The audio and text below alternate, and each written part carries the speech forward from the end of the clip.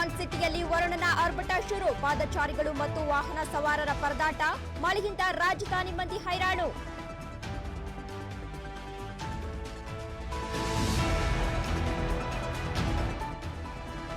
ವಾಲ್ಮೀಕಿ ನಿಗಮ ಹಗರಣದಲ್ಲಿ ಯಾರನ್ನೂ ರಕ್ಷಣೆ ಮಾಡಲ್ಲ. ಕಾನೂನು ರೀತಿಯ ಕ್ರಮವನ್ನ ಖಂಡಿತ ತೆಗೆದುಕೊಳ್ತೀವಿ.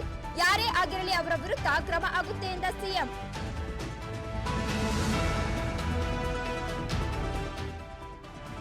ವಾಲ್ಮೀಕಿ ನಿಗಮ ಹಗರಣದಲ್ಲಿ ಯಾರನ್ನೂ ರಕ್ಷಣೆ ಮಾಡುವ ಉದ್ದೇಶವಿಲ್ಲ. ನಮಗೆ ದುಡ್ಡು ಮುಖ್ಯ, ಅಧಿಕಾರಿಗಳು ಹಣ ಪತ್ತೆ ಹಚ್ಚುತ್ತಾರೆ. ಏಕೆ ಸಿಬಿಐಗೆ ಹೋಗುತ್ತೆ ಎಂದ ಡಿಕೆಶಿ.